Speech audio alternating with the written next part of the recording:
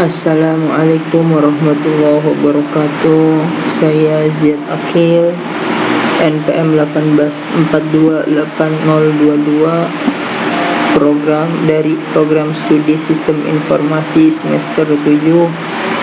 Di sini saya ingin mempresentasikan tentang metode pengembangan sistem informasi, System Development Life Cycle, yang mana ini adalah sebuah metode pengembangan sistem informasi. Dan pembuatan video ini adalah sebagai jawaban dari ujian akhir semester mata kuliah pengembangan sistem informasi. Baik,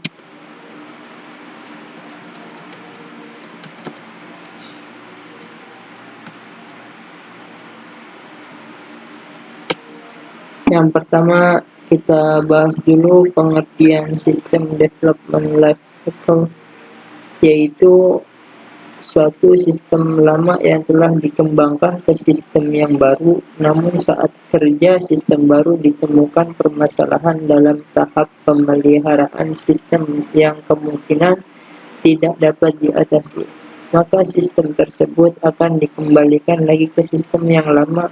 Hal inilah yang disebut dengan siklus hidup pengembangan sistem atau disebut dengan System Development Life Cycle. SDLC merupakan proses mengembangkan atau mengubah suatu sistem perangkat lunak dengan menggunakan model-model dan metodologi yang digunakan orang untuk mengembangkan sistem-sistem perangkat lunak sebelumnya. Kegunaan dari SDLC yaitu mengakomodasi beberapa kebutuhan pengguna akhir dan pengadaan perbaikan masalah yang berhubungan dengan perangkat lunak. Metode ini digunakan oleh para analisis sistem ataupun pembuat program dengan tahapan-tahapan pekerjaan untuk membangun sebuah sistem informasi. Metode ini sangat cocok untuk pengembangan sistem besar. Setiap SDLC harus menghasilkan sistem berkualitas tinggi yang memenuhi atau melebihi harapan user, mencapai selesai dalam waktu dan perkiraan biaya, bekerja secara efektif dan efisien. Kemudian tahapan-tahapan dalam metode SDLC ini, yang pertama adalah inisiasi atau initiation. Tahap ini ditandai dengan adanya kebutuhan dari user yang ada. Maka pembuatan proposal proyek perangkat lunak dimulai dan dibuat berdasarkan konsep sistem yang telah direncanakan. Kegiatan dalam tahapan ini adalah: satu, menentukan durasi waktu yang dibutuhkan dalam membuat sistem informasi. Kedua, menentukan sumber daya dan sistem yang dibutuhkan, maksudnya apa aja yang dibutuhkan dari sistem ini. Yang ketiga, merencanakan jadwal pelaksanaan proyek. Kemudian tahapan yang kedua dari SDLC adalah pengembangan konsep sistem atau sistem konsep development. Pada tahapan ini kita mendefinisikan lingkup konsep sistem hingga dokumen lingkup sistem. Kemudian menganalisa manfaat biaya yang dibutuhkan, manajemen rencana, dan pembelajaran kemudahan sistem yang digunakan. Memperhatikan juga perencanaan risiko yang kemungkinan dihadapi jika sistem akan diterapkan ke depannya. Dalam tahapan ini ada 3 konsep, yaitu mendefinisikan ruang lingkup sistem. Yang kedua adalah menganalisis manfaat biaya yang dibutuhkan. Yang ketiga adalah perencanaan atau planning. Mengembangkan rencana manajemen proyek dan dokumen perencanaan lainnya yang diperlukan masing-masing tahapan, sumber daya dan perangkat lunak.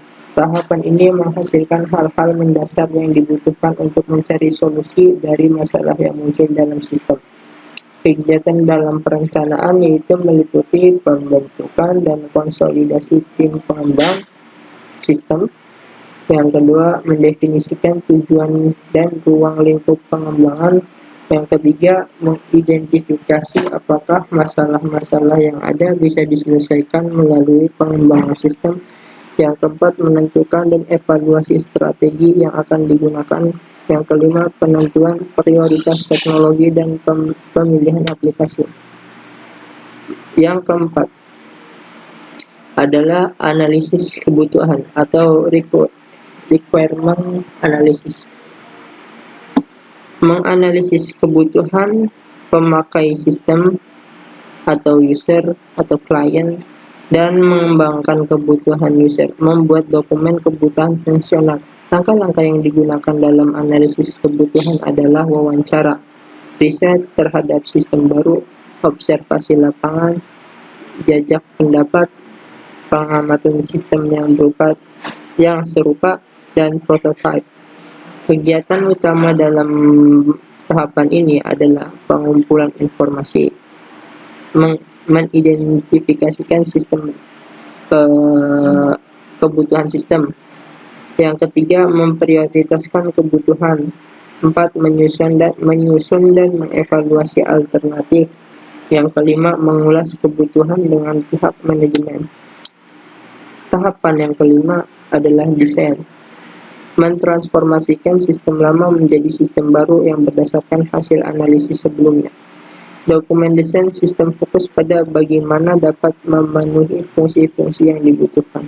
Ada dua perancangan dalam desain, yaitu perancangan konseptual dan perancangan fisik. Adapun perancangan konseptual disebut juga dengan perancangan logika, yang meliputi perancangan DFD, IRD, identitas dan normalisasi, flowchart sistem, flowchart dokumen, dan laporan-laporan pendukung lainnya yang menjelaskan perjalanan sistem. Jadi di sini kita adalah merancang logikanya atau algoritmanya. Yang keempat adalah perancangan fisik, meliputi perancangan input, perancangan output, perancangan form, perancangan struktur label, perancangan klasifikasi kode, dan perancangan klasifikasi perangkat yang dibutuhkan sistem.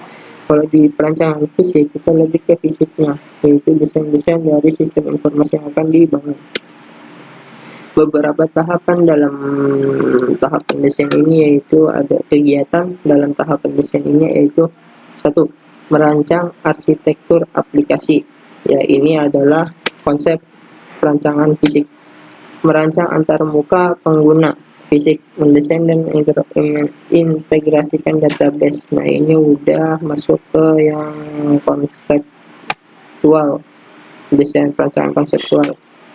Membuat prototipe untuk detail desain, mendesain, mengintegrasikan kendali sistem. Langkah yang keenam di metode SDLC, yaitu pengembangan atau development. Mengonversi desain ke sistem informasi yang lengkap, termasuk bagaimana memperoleh dan melakukan instalasi lingkungan sistem yang dibutuhkan. Mempersiapkan prosedur kasus pengujian, pengodaan, pengompilasian, memperbaiki dan membersihkan program dan peninjauan pengujian. Kegiatan dalam tahap pengembangan ini yaitu membuat basis data dan mempersiapkan prosedur pengujian sistem. 2. Mempersiapkan berkas pengujian sistem, pengodaan sistem, dan memperbaiki kesalahan sistem. Yang ketujuh, integrasi dan pengujian atau integration and test. Menggabungkan bagian-bagian sistem yang dikerjakan terpisah dan mencari kesalahan sistem dari kesalahan logika dan kesalahan pengkodingan. Kemudian mendemonstrasikan sistem yang dikembangkan untuk diuji dan memenuhi spesifikasi kebutuhan sistem. Kegiatan di dalam tahap integrasi dan pengujian yaitu memastikan bahwa sistem berfungsi seperti yang diharapkan oleh user. Yang kedua, membutuhkan partisipasi pengguna untuk memverifikasi pengujian menyeluruh dari semua persyaratan. Yang ketiga, memenuhi semua kebutuhan bisnis. Kemudian tahap yang ke-8 adalah implementasi. Merupakan pengujian pada sistem yang sebenarnya, mengimplementasikan sistem perangkat lunak pada lingkungan user, dan menjalankan resolusi dari permasalahan yang teridentifikasi dari fase integrasi dan pengujian. Kegiatan di dalam tahapan implementasi yaitu pembuatan database sesuai skema rancangan. Yang kedua, pembuatan aplikasi berdasarkan desain sistem. Yang ketiga, pengujian dan perbaikan aplikasi. Tahapan yang kesembilan adalah operasi dan pemeliharaan atau operation and maintenance. Mengoperasikan dan memelihara sistem informasi pada lingkungan user termasuk implementasi akhir dan masuk pada proses peninjauan. Operasi dan pemeliharaan meliputi 3 bagian, yaitu pemeliharaan perfektif, yaitu ditunjukkan untuk memperbaharui sistem sebagai tanggapan atau adanya permintaan atau kebutuhan yang baru serta meningkatkan efisiensi sistem. Yang kedua, pemeliharaan adaptif, yaitu perubahan aplikasi untuk menyesuaikan diri terhadap perangkat keras dan lunak yang baru. Yang ketiga, pemeliharaan korektif, yaitu melaksanakan perbaikan-perbaikan kesalahan yang ditemukan pada saat sistem dijalankan. Jadi ada 3 pemeliharaan, operasi dan pemeliharaan, yaitu pemeliharaan perfektif, pemeliharaan aditif, pemeliharaan korektif. Langkah yang terakhir yaitu disposition, merupakan aktivitas akhir dari pengembangan sistem dan membangun data sesuai dengan aktivitas user. Pada tahap ini ditekankan untuk memastikan bahwa sistem telah dikemas sesuai dengan peraturan dan persyaratan yang tepat. Kegiatan dalam tahap disposisi itu penghentian sistematis sistem untuk memastikan bahwa informasi penting yang disimpan untuk akses masa depan. Mungkin